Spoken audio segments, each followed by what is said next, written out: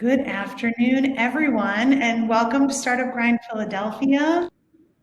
September, I cannot believe it is the month of September.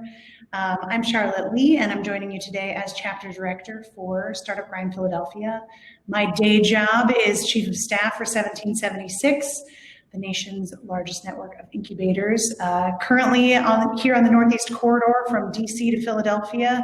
But soon in the new year, we will be opening a brand new space in Indianapolis, Indiana. Very, very exciting. So that's a little bit about us. If you don't know about StartupGrind, it is a global network spanning all around the world, 125 countries, I think, with thousands and thousands of members in about 600 something chapters. This event, this program, the Fireside Chat, is just one program that we do, but is our most common. And it just brings together folks to share and to learn, share about the entrepreneurial journey. If you're not already a member of the StartupGrind chapter, either in Philadelphia or wherever you are tuning in from, I encourage you to become a member. Along with getting news about what events are going on, you also get cool perks for becoming a member. They have really neat other opportunities, discounts, and other programs going on. So check it out. A couple housekeeping items. You are on Bevy. You are all muted. But please, if you have questions, we love questions. Drop them in the chat. Anna and I will be checking in on those throughout. If they are, kind of follow on to what we're talking about in the moment, we might hit them up, and otherwise we will perhaps address them at the end. Oh, and I already mentioned joining the chapter. That was my other housekeeping. So I'm so excited today to have Anna Greenwald with us. Anna, one of my colleagues pointed out that I accidentally left out the N in your name on the event page. So today you're Anna Greenwald. Yes, I love it. Usually people leave out the N in my first name, so I'm just used to that. So we're all good. That missing N, it's such a conundrum. Well, we're so excited to have you. I'm just going to go ahead and kick it off and let you take the reins. I would love to ask you if you, someday when you have a Wikipedia page, tell us how it would read, kind of early life, where you came from. I know your incredible story, but I'm so excited for you to share it with everybody else. So tell us, kind of a little bit about growing up, your journey from entertainer through yoga and beyond, but really kind of weaving in how you became interested in entrepreneurship, how you kicked all of that off. Anna. Yeah, super happy to do that. All right, so yeah, hopefully that'd be cool to have a Wikipedia page one day. I hope I wouldn't have to write my own Wikipedia page. That would be sad. But if I did have to write my own Wikipedia page, here's what it would say. So I grew up in Madison, Wisconsin. And my whole life, I had my parents owned their own business, but it was a small residential design build company. My dad's an architect, my mom's a lawyer. So I definitely had some exposure to business owning, business building, but not in the startup kind of experience of that. So my whole life, I actually trained to be a classical vocalist. So I studied opera. Actually went to like a school in high school to study that. And when deciding what college I wanted to go to, I ended up choosing Drexel. Number one, because I loved Philly. I had family and friends in Philadelphia. But also I was I wanted to be just a singer. And I wanted to sing, but I was like, that's not a thing that you can just decide to do. You have to really actually build your career. So Drexel has a really cool program. It's their music industry program. So you learn about music production, you learn about the music business, but you also are really exposed to a lot of entrepreneurship skills that I didn't realize would be so relevant. I didn't know I was going to start a corporate wellness company either, but we did a lot of work in grassroots marketing and connecting with people on an experiential marketing level, understanding why people buy certain things or why they don't, right? Because when I was in school, there was a big question mark around whether the music industry was going to continue to be an industry that people would pay money in.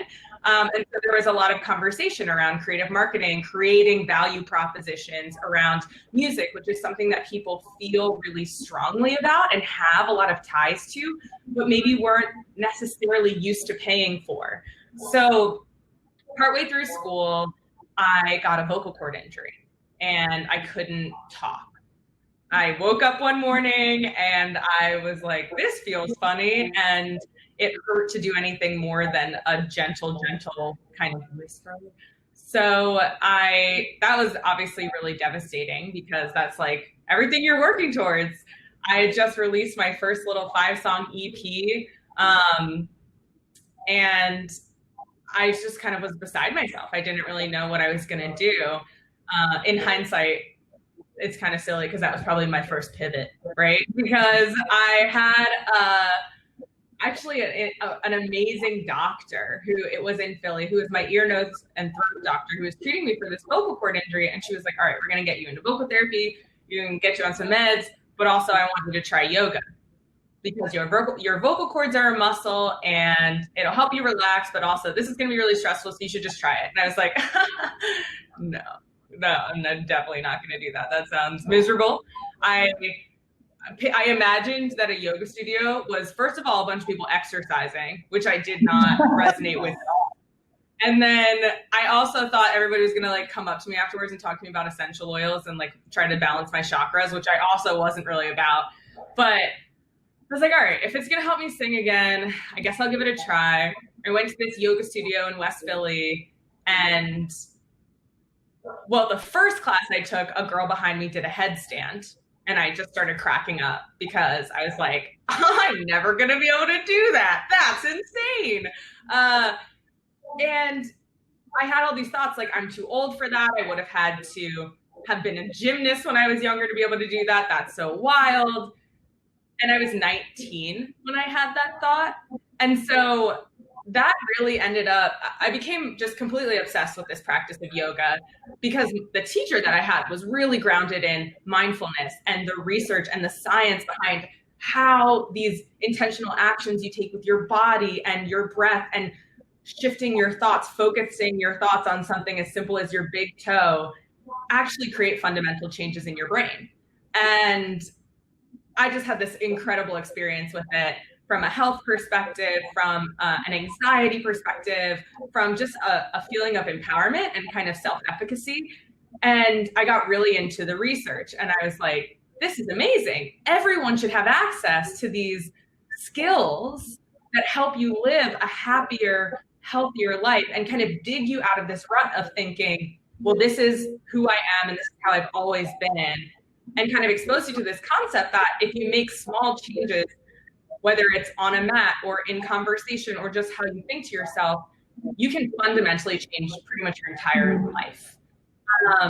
And so I ended up graduating from college. I was working in the music industry for about a year at a music events company. We did like event management and experience creation for music festivals. And I didn't love working in an office, and I just kept thinking like, man, I just really want to bring this to people in an accessible way.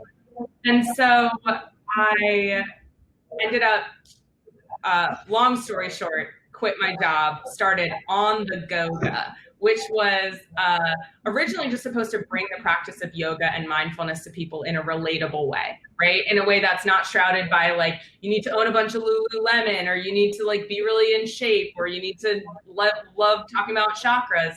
And I would, I guess a little bit of background in terms of like why entrepreneurship spoke to me. As I was in school, I got really involved with Drexel's Biata Institute and their close school of entrepreneurship. And specifically Chuck Sacco was just this like awesome inspiration for me. I like competed in a couple of their business plan contests for something completely unrelated and just loved it. And so I felt empowered to get out into Philadelphia and build a company where originally I built the website and it was just like On the Goga, yoga that comes to you. And I had a lot of private clients, I taught like an Eagles player. I would teach some lawyers. I would teach bachelorette parties. But we put corporate yoga up on the site. And we got a ton of inquiries of people saying, you know, oh, we want to do yoga in our office. We want to do mindfulness, whatever it was. And I had this experience over and over again that we would go as part of their wellness program. And people would stay for a really long time after class and just say, oh my gosh, that was amazing. I hate my job.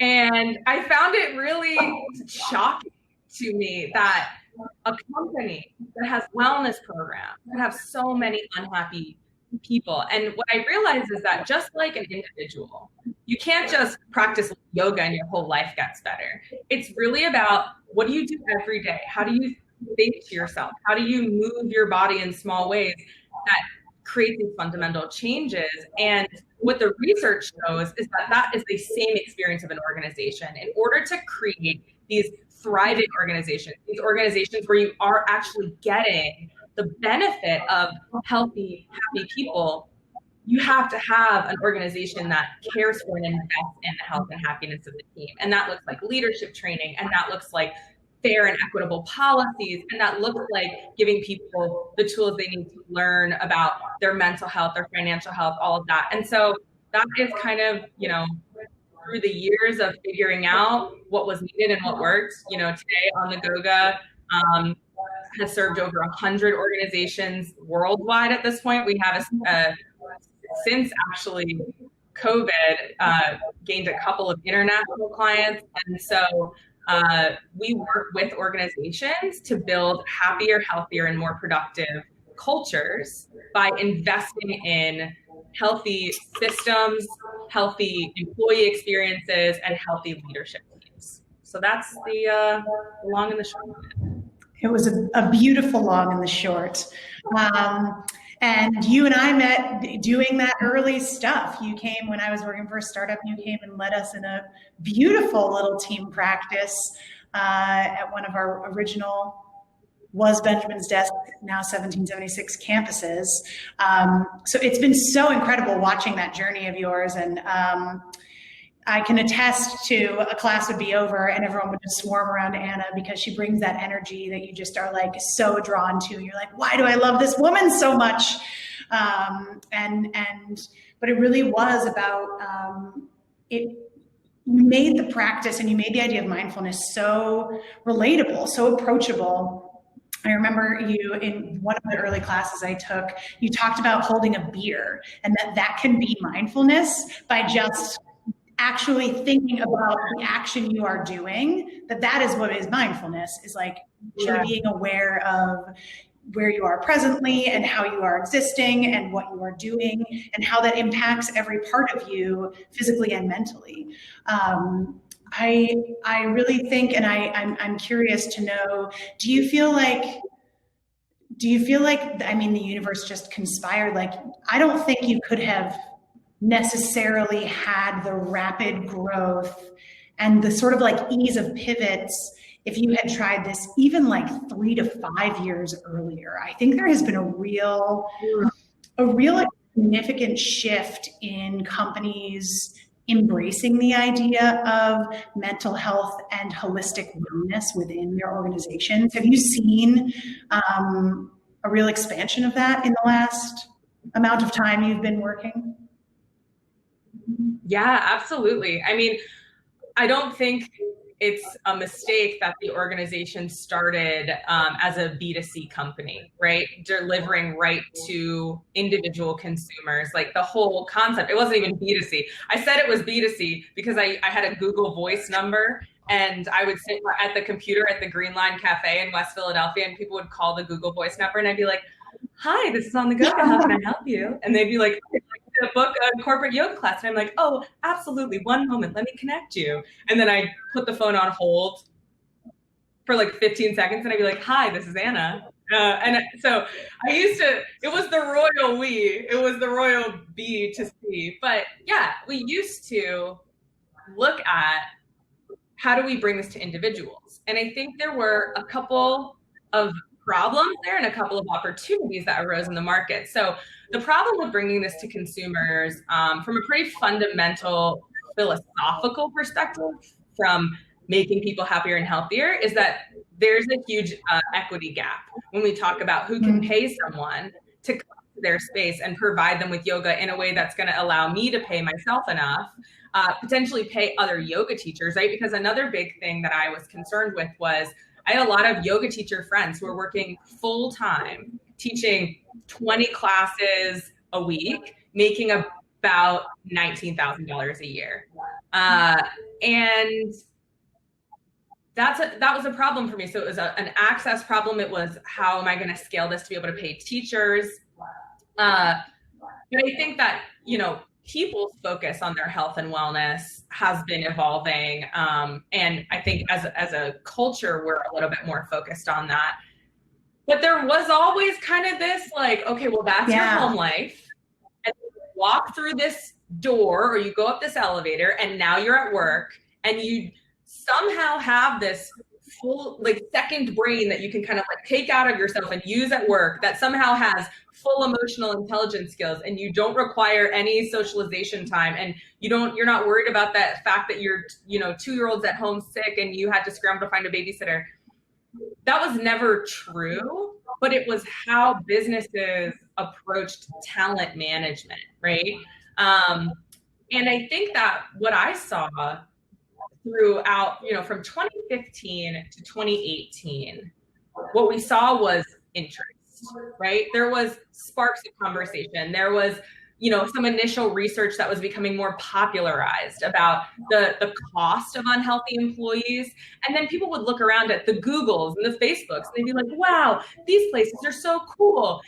Their people are so happy. It must be because they have a ping pong machine. And, completely kind of glossed over the fact that these people are paid incredibly well. Their hiring strategies are incredibly rigorous. They really invest a lot in making sure that the employee experience at these companies is super high so they can attract and retain the talent. But, it was the interest, how do we create this? And then what we've seen from 2018 to 2020, and I won't even talk to the change that just yet that we've seen since COVID, but we've really seen organizations doing a better job of understanding this research and data that's out there in order to create a really positive culture. You don't just put a couple of things into the office or offer a couple of extra benefits. Those benefits really come from a company's mission and values and desire to care for their teams. And so what we're seeing now is this openness of executive leadership to take a good hard look at, okay, so we built this company. It's a successful company. A lot of it is working. But we had to build this company, and you're not always focused from the start on these policies that really create organizational efficiency.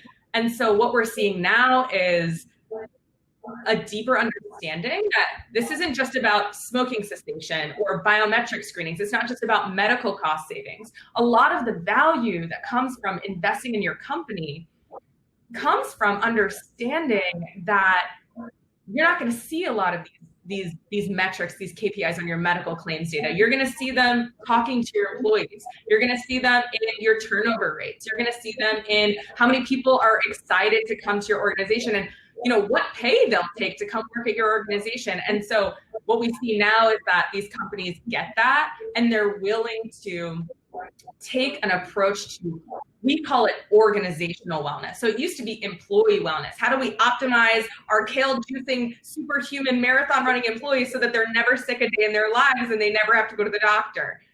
The research doesn't really back up, especially for small businesses, that there's a substantial ROI there, especially not within the first 3 to 5 years. But where the value exists, and it's not cost savings, it's value add, it's impact investing, is retaining and attracting talent, communication efficiency, client and customer satisfaction and retention. When you invest, every single person on this, session right now, I know some of your names, so I know some of you really know this. When you feel invested in as an employee, you're so much more likely to bring that energy to work. When you have the policies that support you being happy and healthy, you're going to bring that to the office. If you don't have that, you may be physically and mentally incapable of showing up to your job and doing a good job. So I think we're seeing people really start to take that approach. Cool. Oh, I love that. Talk to us about your, I guess it hasn't really been a fundraising journey in the traditional sense, but tell us sort of how you have found, how you have stayed afloat. You obviously need money to do what you're doing. Talk to us about your sort of unconventional means of having those funds to carry on. Yeah. So, if you would have asked me in 2015, is it a blessing or a curse that nobody wants to invest in your service-based mindfulness company? I would say it's a curse.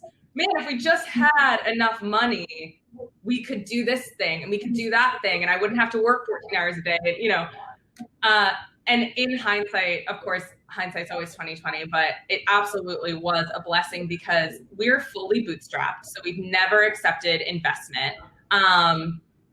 And we've never been offered investment to accept, right? Because our company is a mission-driven, service-based company. We're tech-enabled. We have technology platforms. And with COVID, obviously, we've been making some strategic investments in enhancing those. But I didn't start this company because I thought, I've calculated a hole in the market and I will fill it in this way, giving people exactly what they think that they want. My whole approach was always, this is the mission that I at the start am passionate about, and we're going to figure out how to make that work. And so essentially, trick number one is just be okay being broke for like a couple of years, right? I started the company when I was 22. So a lot of people, I think when I speak to them, they're like, oh my gosh, I can't believe you started a company when you were 22. I'm like, I don't know how you could start a company when you're 45 and you have a mortgage and 2 kids, right? The only thing I have to pay for is my rent in a house that I share with 4 people in West Philadelphia, and beer and groceries. Like, that's really it. So I think it was just being okay. When I quit my job, I had kind of planned out this financial plan of how I need this many clients to make this amount of money so that I can just make it work. And then it was really looking around and saying, all right, what's the next lily pad I can hit? How can I increase my costs? And it really took learning about and understanding the market, right? So the first time I ever met an insurance broker was a really interesting experience for me. I come from yoga and mindfulness and a music and an entrepreneurship background. I didn't know what an insurance broker was, but I met a really amazing insurance broker who was super generous with his time and information. And he explained to me, okay, so companies buy their health insurance through brokers, and we want to provide our clients with really awesome resources around health and wellness. How about I introduce you to a bunch of my clients? And so it was those lily pads, right? So you find that person, and then you would learn what 10 new companies want, and then I would build that, and then I would increase pricing. And so, the beauty of the company was I started it in a way where we had essentially zero overhead, right? We didn't have a physical yoga studio. We didn't have the only thing that I needed to do was pay for myself and pay for some fundamental technology, right? The website, the email, all of that. And keeping overhead low was just crucial. And that way I could devote the money that we began to make in profits into hiring. And so I think patience is the next really big trick there, because it takes a really long time to be able to pay people what they deserve to be paid. And so I think in that way, you have to come through with an extremely strong value proposition for your employees, right? This is what we're working towards. This is what we want to do. And then, I've had the privilege of working with some incredible people who maybe they were in a work transition and they wanted to drop in and help the organization with this thing for a little bit. Or maybe they were young and passionate and hated their finance job and were like, you know what, I'm willing to take a 50% pay cut to work at your organization. And so, we just kind of kept pushing the envelope, and we would go out on a limb and invest in a new person and push ourselves a little past our limit. I would maybe take a pay cut, and then we would get the new business. And so I think the third kind of trick there is probably to have a mindfulness practice. I really don't know how people run businesses who don't have a mindfulness practice, because I always tell people, from my perspective, you have a choice between freedom and security. And some people are they prefer security and the stresses that come with that, right? You get stress on both ends, but they prefer having security and maybe having a little less autonomy, or not being super duper passionate about what they're doing. I always kind of violently swung towards the freedom side, choosing to have that autonomy, have that freedom, and kind of deal with and learn how to have resilience for and move through the moments of like pure fear, right? Which I think any business owner that's in this conversation right now, or aspirational business owner, wherever you're at in your journey, has had in the last 6 months. No matter how great your company has been operating for the last however many years, like, you just have moments of deep existential fear. And, it's kind of not in the moment, but in hindsight, joyful for me, because our number one core value at On the Goga is practice your practice. And so through this time, we've had to really individually and as a team come back to, how can we find moments for rest? What does resilience look like? What does it look like to be compassionate with ourselves when we can't find rest? And in doing that, our company has been able to thrive and move forward. And then we feel really good about going back to these organizations and saying, like, hey guys, like, this is it. There's no silver bullet here. You're going through a hard time, but these skill sets can help you move through that. So yeah, long story short, low overhead, patience, willingness to earn security in exchange for having freedom up front. I love that. And you've really also built a lot of your financial stability off of partnerships. You have created some extraordinary partnerships here in Philadelphia and beyond. Talk about how, from your vantage, what it means to create a partnership and what is most important, and like, how do you sustain those? How do you build that trust so that someone will say, here's a ton of money so you can go do that thing you love to do? Yeah. So, partnerships to me are so fascinating in Philadelphia specifically. Philadelphia, and I don't know, because I've never built a company in another city, but my experience in Philadelphia is that people are so generous with connection. I totally, yes. And I do not come from Philadelphia either. And it's the thing, when anyone asks me, I'm like, everyone's so generous with their time and their resources, sharing all the time, sharing. It's great.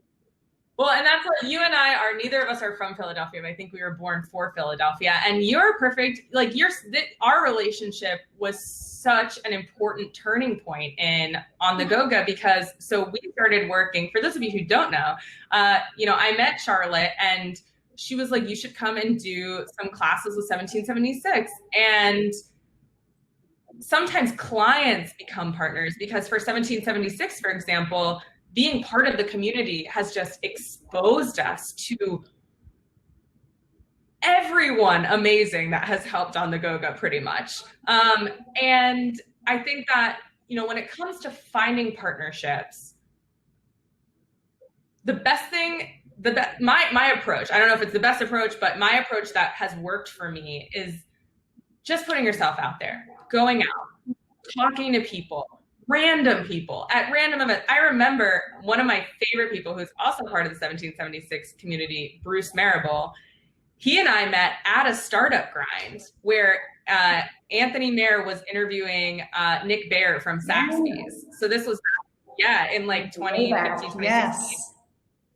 And Bruce and I met over finger food, like a little charcuterie tray from like A Bon Pain in the corner. And he's been just an incredible support, and his company has grown at the same time ours has grown. And so I think partnerships come from developed relationships, and relationships in business are different because they are somewhat more apt to be commodified than in a just casual relationship, but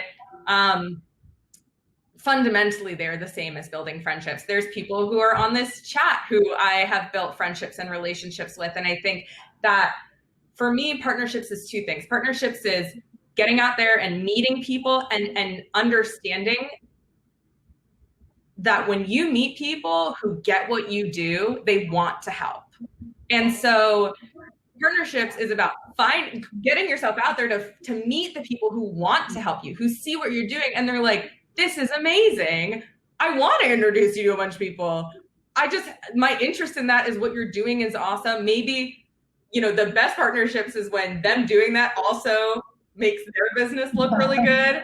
But I think that's the second part, is learning to listen to people and hear what they do and empathize with, what is this person trying to achieve? What does this person need? And thinking, do I have a way that I can fill that need? Whether it's a connection, and then therefore they will in turn be more apt to give me a connection, or whether it's, hey, broker who is selling insurance, you need to provide your clients with some really awesome wellness tools.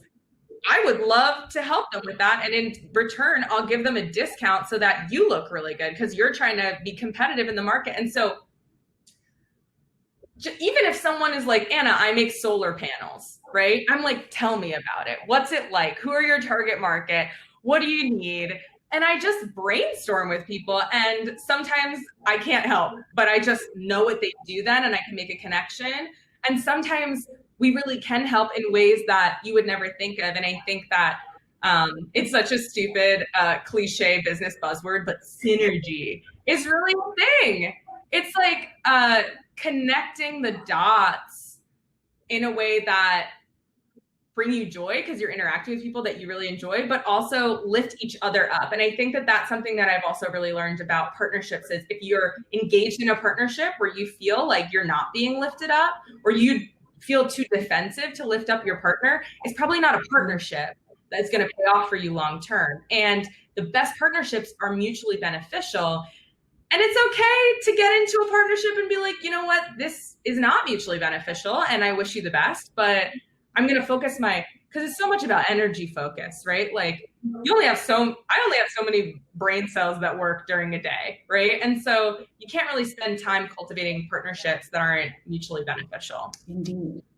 But yeah, the other secret I'll give about that is when it was just me, I used to call up like big events that were happening, and I'd be like, hi, would you like to do a yoga break at your event? And they'd be like, oh, that's awesome, but we don't have the money to do that. And I'd be like, don't worry about it.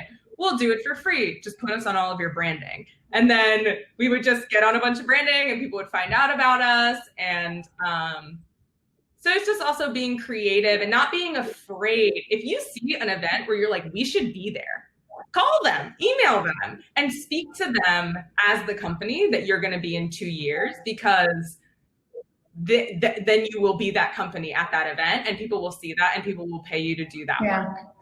This is a totally weird tangent to relate that idea to, but I have a feeling you have done this before. When I was younger, when I was in a performing arts group, and we would get a day off in a city, if we needed a bio break and there wasn't like a public restroom somewhere, my mantra was always like, walk into a hotel like you have a room there. There's gonna be a bathroom in the lobby. And I feel like that is a weird business skill set that I learned early on. It's the fake it till you make it mentality, right? Yeah. You walk into a place and you're like, I belong here. Then people are going to look at you and go, dang, that person super belongs here and I want to get to know them. I think that's something you've taken with you as long as I have watched you in your business relations. I have always observed you be like, I deserve to be here and I'm going to do great things. And if you want to come with me, like, let's go. I think that it's so joyful to kind of, hear that in hindsight, because it's not always easy to do. And I think that, one of my mantras has always been fake it till you make it is just another word for try. And I think that people are really afraid to try. I'm afraid to try sometimes. Like, what if I look stupid? And I think one of the things that I've really realized is like, no one's watching you. You are watching you every day. You are getting positive feedback from clients, negative feedback, you're getting rejected. You are in your own limelight every single day. No one else notices that you're sneaking through the hotel lobby to go to the bathroom. And if they do notice, they don't care. And probably the janitor, if he sees you walking through, or the person who works at the front desk sees you walking through, they're probably gonna be like, oh yeah, that person's just going to the bathroom. Good on them, right? I think that people see that, like, it's okay to be exposed for trying, because the reality is that not everybody, but the people you want to be around, if they find you out, they're going to be like, hell yeah, that's awesome. And then they're going to help you. So I think that it really is kind of, it's a muscle though. Courage is a skill. Courage is a skill set. And so you have to practice it. And so there's a lot of different ways to practice, but some really simple ones are, if you see an event that you want representation at, if you see a person that you want to be connected with, reach out. And don't be too hard on yourself if you chicken out, but try it. And just the reaching out, that's the skill set. And I think in many ways, it's very similar to yoga. It doesn't matter if you're like, hey, I want to do this really crazy bird of paradise pose where my leg's all the way up here and I'm in a split. Okay, but today you need to do a hamstring stretch. And if you do that enough days in a row, you'll just fall into that pose. That'll just be accessible for you one day. And you know, I bring a lot of it back to the physical practice of yoga, because that's all that it is. Yoga is just the physical way to practice. And that's what owning a business is all about. You got to practice. You're not born a business owner or not born a business owner. You learn everything. I was talking to my sister the other day. She wants to start like a spa. She's a massage therapist, and she's really excited about starting her own, you know, brick and mortar business. And she's like, yeah, but like, you just knew all this stuff. And I was like, I can see that because I remember it felt that way. And remember it felt like, oh my God, there's just some secret sauce that these people know that I don't know. But the reality is, you just talk to people, be genuinely interested, learn, try, mess up, have a fallback plan. Because it's really hard to try if you don't have a fallback plan. Like, okay, you know what? I'm going to do this, but if I have to go back and get a full-time job, so be it. Or I'm going to do this, and I'm not going to quit my full-time job, or whatever it is. You know, ultimately, we're not happy because we build a successful business. We build a successful business because we're happy and we enjoy it. And if you're not going to, you know, be able to find ways to decompress, then you're gonna give up on it. So I think I did my first bird of paradise in one of your classes, by the way. It's crazy. It's a great pose to land. It feels very exciting. Oh, yeah. You spoke a little bit about one mentor, Chuck Sacco, who we love. Yes. Speak to mentorship. Talk about maybe you can speak to anybody who has been really influential for you, but just the importance of that in your own journey, and maybe how you've gone about finding really quality people to support you, not as partners where it's like a mutually beneficial, but really where they are like a sage. They are maybe, they have leveled up and they are lifting you. Yeah, I think that the first thing I would say about that is actually almost a little counterintuitive to the question, which is, I always was looking around for this sage, for this person who was going to help me figure it out and was going to be this like badass woman business owner who was like super decisive, but also really compassionate. And like, I was just going to find this one person. And I think that what I realized is very much, everything about business is very much a metaphor for dating and relationships. But it's like that's like having this idea that like one day I'm going to grow up and I'm going to meet someone who's like my 10 out of 10 physical attractiveness and like cooks me dinner every night and is my best friend and my confidant and wants to go on trips with me all the time. And I don't have to have any more friends ever because this person is just perfect for me. And I think like sometimes people have that and then they're never happy because they expect everything out of one person. And I think that mentorship is much less like a sculpture and much more like a collage. So my experience with mentorship is that it's hard to find a mentor if you don't know what you want and what you need. I think there's so many people around us at all times who have fully developed a specific skill set. And when we can have the patience and the introspection to say, okay, I need this knowledge now, I need this information now, I just need this support now, we can scour our networks more effectively for someone who can meet that need. Specifically for me, there have been a few people who have been really influential to me. Bruce has been one of them. You've been one of them. AJ Bruno from QuotaPath, Chris Wink from Technically, and specifically Chris and AJ,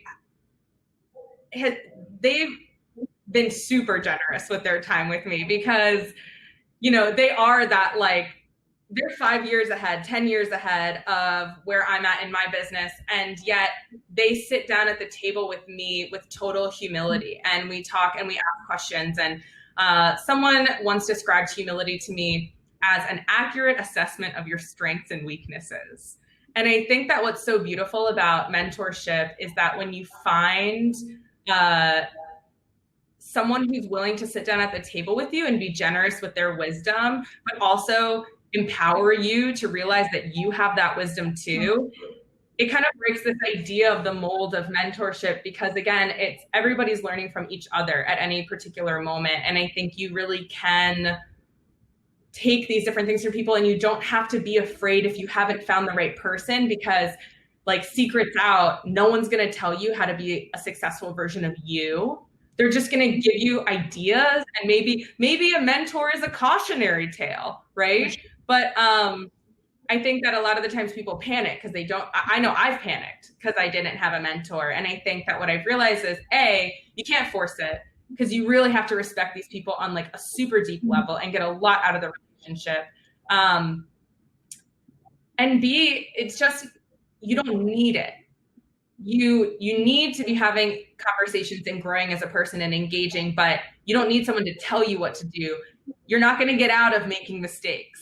Like you have to do that. So that's my 2 cents on mentorship. No, I love that.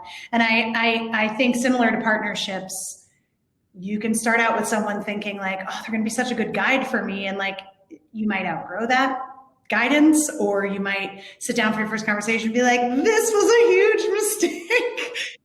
You're the right person. I think mentors are also about finding that fit and again, ensuring that they know you.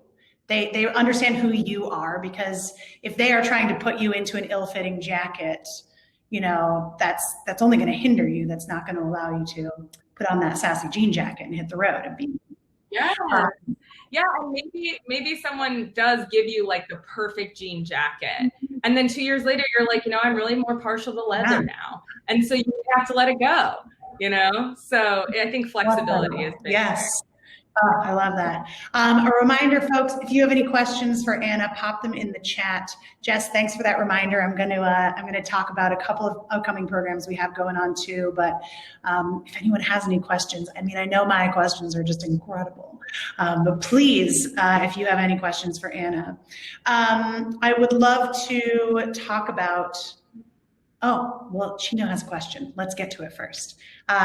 Since you are bootstrapping and not taking on investors, how do you do your marketing? That is a good question. Yeah, great question. So I had a really, kind of epiphany moment a couple years ago when I forget if I read a book or I was having a conversation with someone, and they reminded me that marketing isn't digital ad buying. marketing isn't paying a press, like a PR company to run your stories in the local newspaper. Marketing is your strategy for how you meet your customers. And our marketing strategy has been and continues to be partnerships. And we meet our customers through partners who understand what we do, trust us, have seen what we do, and want to bring that value to other people.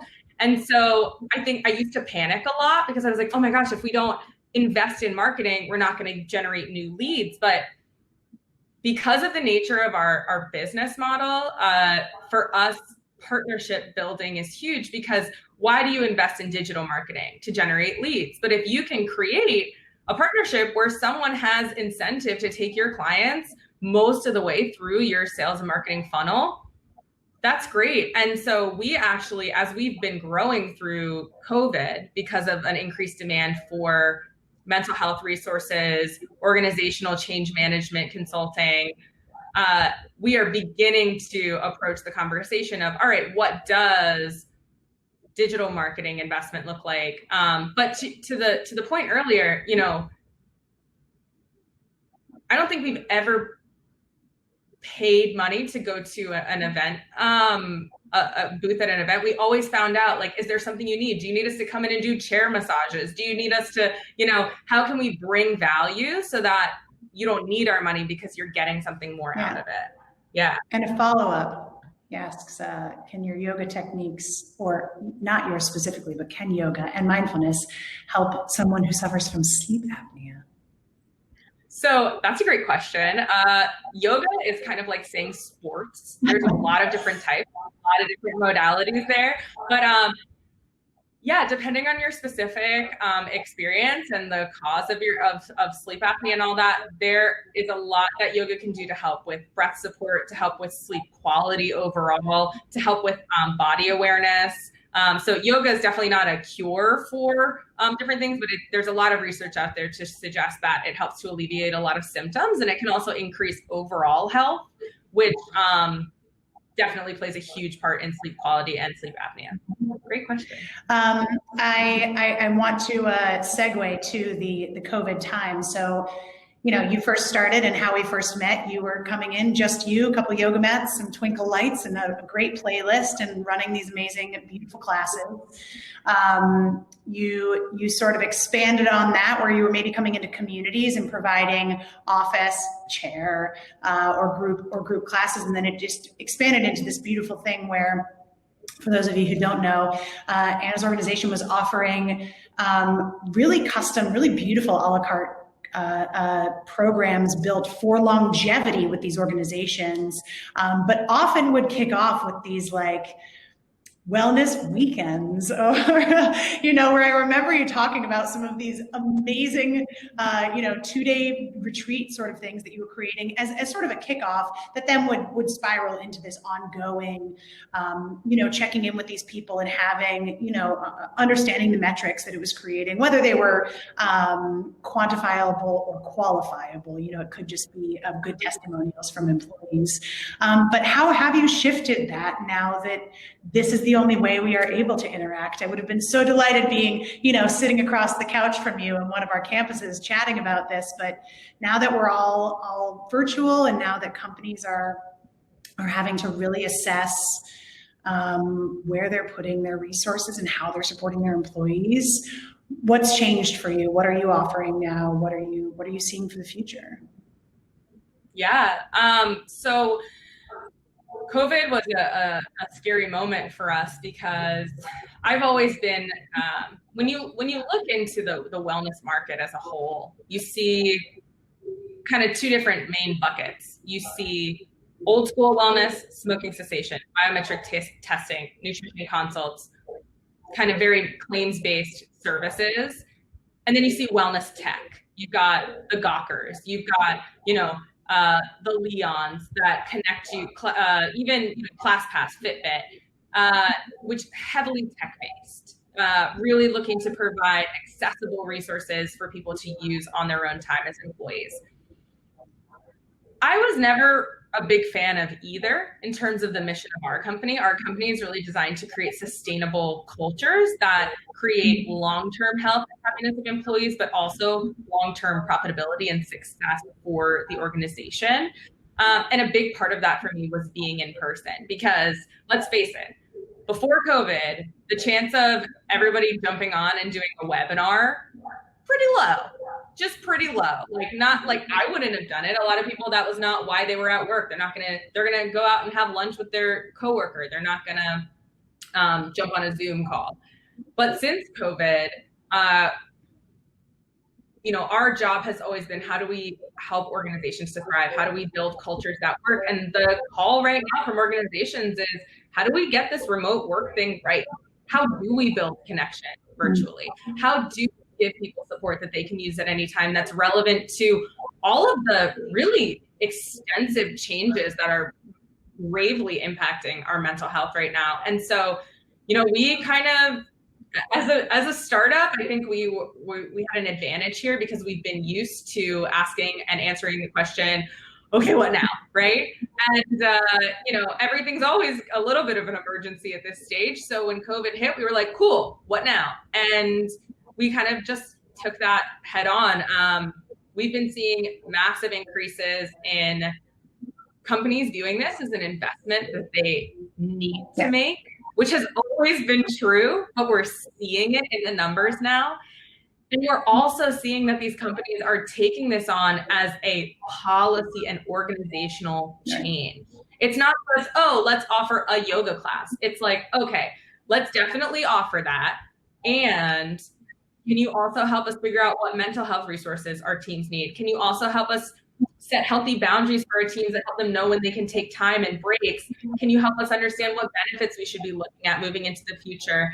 And so we are seeing an overall increase in outreach, client acquisition, but also the breadth of our services. We're seeing a pretty big uptick in consulting. We've gotten a lot of support from the insurance companies that provide wellness credits to clients. They've done a really good job of being responsive. They're not tightening their purse strings. They understand that this is maybe one of the only differentiators left that's going to keep people with them when next year people are assessing their claims and they're looking at, how do we save the most money, right? So I think we're well positioned in the market, but looking at technology as a way to connect now, as opposed to a replacement for connection, has really enabled us to move into this space and be really successful. And, the feedback that we're getting from our clients in this digital space has been really positive, because our mission's always been the same, which is make the world a happier, healthier place. And so what we do is intended to be good for everyone involved. And I think that right now, especially, people notice that and they really appreciate it. Amazing. All right, I got a couple of rapid fire that have nothing to do with business. Okay. Beach or mountains? Yes, girl, me too, all day long. We have another question. I was going to ask you. Let's ask you this one. How are you measuring success? How much time, effort do you spend now keeping tabs on competitors? Along similar lines, how are you retaining a competitive advantage? Yeah. Great question. So how are we measuring success? We measure success in a lot of ways. I mean, as an organization, we measure our own success through our revenue, through client acquisition, through client retention is really big in our space. Client acquisition is much easier than client retention, because most wellness programs are not built for longevity. Depending on the client, we do a lot of internal benchmarking. So we do surveys with our clients every year, and we help them understand where different things are shifting. So how are stress levels changing? How's communication? We do focus groups. So we're collecting a lot of quantitative and qualitative data. Obviously, there's also engagement metrics. There's how many people are looking at your content on the website, how many people are coming to your virtual events. Yeah, Chino, we're definitely still doing events. They're all virtual and platforms like this. So there's a lot of different ways to measure engagement. And I think what makes our company unique is we're not just shooting out these KPIs, these different metrics, and saying, this is how many people are attending, this is blah, blah, blah. But we're helping to understand why those numbers are shifting in different ways. And that's what our organizational psychology team does. is really to help unpack the root cause of why we're seeing metric changes and why we're seeing sentiment changes. In terms of keeping track of competitors, one of my favorite quotes is, if you're being yourself, you have no competition. And obviously that's not true. There are companies out there that pay for wellness programs that don't pay On the Goga for wellness programs. But I think what we see is that the way that we most often keep track of competitors is because we get a lot of acquisition of new clients coming from competitors. And so we hear a lot about what's not working. And I think we tend to be the company that people go to when they're tired of wellness not working.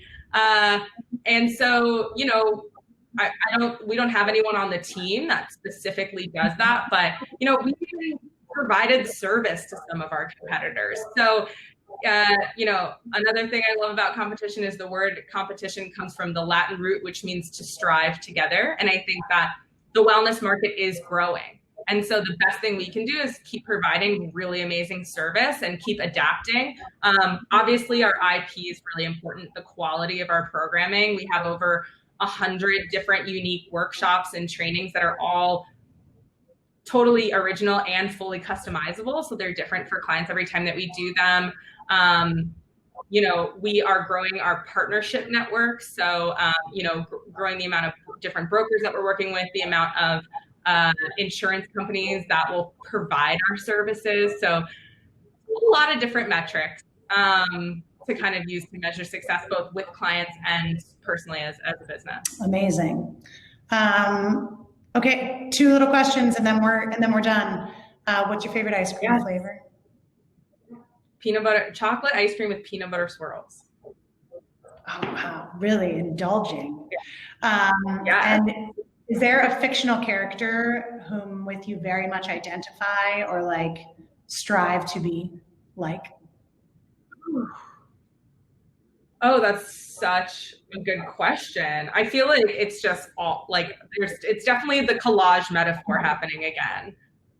But like, if I could be Hermione Granger, like, I'm not mad about that. No one would be, really. Yeah. But like, maybe also with a little bit of like the lead character from Aliens, like somewhat of them like meshed together, whose name I'm weirdly blanking on right now, but like that would be maybe like an ideal combination. But also Gandalf. Okay, that sounds basically like the perfect collage of creatures and people. Yeah, I like that. Anna, thank you. This has been delightful. And thank you all for attending. I will make a plug. 1776 is so honored to be able to host the Philadelphia chapter of StartupGrind, but it is only one of our very many offerings. And as Anna mentioned, when COVID hit, we immediately said, okay, what do we do? And it was not about what do we do to protect us, it was what do we do for our members? These are people who own businesses who are trying to create change in whatever avenue they are participating in, and we want to make sure that they can maintain that trajectory. We believe that it is the small business owner, it is the entrepreneur that's going to get us out of this mess once we are all clear to reemerge from this weird hibernation we've been in. So that's where we're investing our time, is creating programs to be beneficial to you, the entrepreneur. Jess mentioned in the chat, we have a program next Wednesday about how to find a mentor. It's a panel program with 4 amazing speakers hosted by our very own Tracy Turner. And continuing through the month is the rest of our startup sprint series. This was our kickoff. There is one about legal things, about how to make sure you are aligned legally. There's some financial stuff about investment, what have you. So please join us. It can all be found on 1776.vc/events. And really exciting this week, we launched our first virtual accelerator program.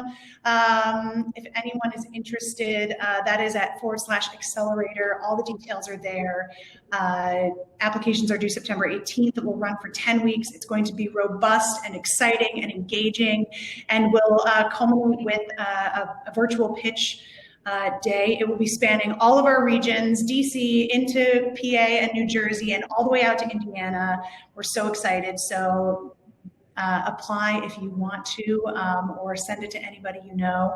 I am going to be getting a ton of info from Anna that I'm going to share out with all of you who registered and attended. Chino, ways you can attend their events, how you can get involved.